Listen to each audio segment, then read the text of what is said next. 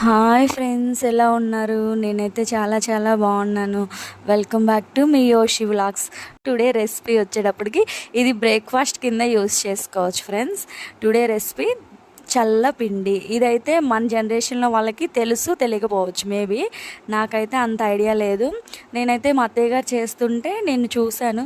అత్తయ్య గారు ఏంటిది అని అడిగాను. అడిగితే ఇది టిఫిన్ అమ్మ, టిఫిన్ కింద మాకు వెనకట్లో ఏమీ ఉండేవి కాదు కదా, సో మా అమ్మ వాళ్ళు ఇలా చేసేవాళ్ళు అని చెప్పేసి అన్నారు. నేను తినేటప్పుడు భయపడ్డాను. మా అత్తయ్య గారు ప్లేట్లో పెట్టిస్తుండే ఎలా ఉంటుందో ఏంటో, టేస్ట్ చేయాలంటే భయం వేస్తుంది. బట్ కానీ టేస్ట్ అయితే చేశాను. టేస్ట్ చేసిన తర్వాత నా ఒపీనియన్ అయితే నేను మార్చుకున్నాను. ఎందుకంటే చాలా చాలా బాగుంది ఫ్రెండ్స్. అది టేస్ట్ చేసిన తర్వాత ఇక నేను కూడా నేర్చుకోవాలి అని చెప్పేసి ఫిక్స్ అయిపోయాను అనమాట. చల్లపిండి అనేది బ్రేక్ఫాస్ట్ మాత్రం నేను కూడా చేయడం నేర్చేసుకున్నాను. సో నేనైతే ఈ వేళ అయితే నేనే ప్రిపేర్ చేశాను. పక్క కొలతలతో నేనైతే మీకు చెప్తాను. నేను ఒక 3 గిద్దలు మజ్జిగ తీసుకున్నాను. మజ్జిగ కూడా ఫ్రెష్ మజ్జిగ అయితే ఏం అవసరం లేదు. మనకు కొంచెం మిగిలిపోయినవి ఉంటాయి కదా, ముందు రోజే అట్లా ఫ్రిడ్జ్లో స్టోర్ చేసుకుంటాం కదా, కొంచెం పులవనిస్తేనే మజ్జిగ టేస్ట్ బాగా వస్తుంది. చల్లపిండి అనేది మాత్రం మిగిలిపోయిన 3 గిద్దల మజ్జిగలో ఒక అరశాలు బియ్యం అయితే నేను నానబెట్టుకున్నాను. లేదు మీకు మజ్జిగ సరిపోలేదు అనుకుంటే బియ్యం మునగార అయితే పోసుకోవచ్చు అనమాట. ఇబ్బంది అయితే ఏమి ఉండదు. నేనైతే ఒక అరశాలు బియ్యం పోసుకొని నైటే నానబెట్టేసుకున్నాను.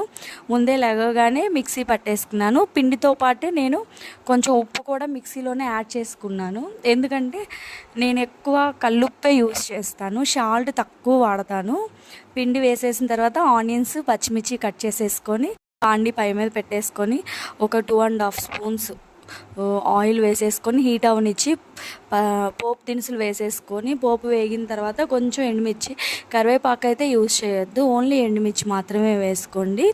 ఉల్లిపాయ పోపు వేగిన తర్వాత ఉల్లిపాయ, పచ్చిమిర్చి వచ్చేటప్పటికి కొంచెం మీడియం ఫ్లేమ్లో పెట్టి వేయించండి. ఎందుకంటే సిమ్లో పెట్టినా బాగోదు, హై ఫ్లేమ్లో పెడితేనే మాడిపోతుంది కాబట్టి టేస్ట్ అనిపించదు.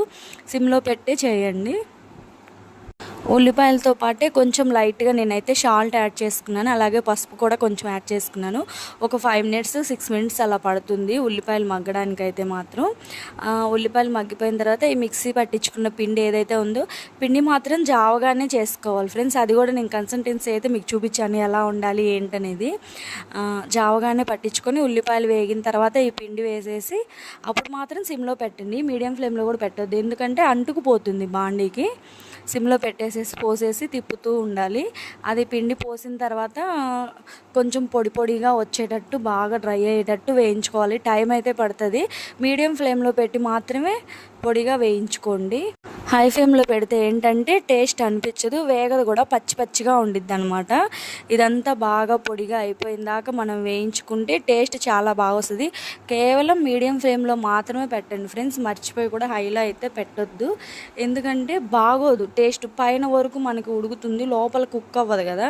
అది కూడా బాండీ కూడా నేనైతే ఇనప కడాయి తీసుకున్నాను.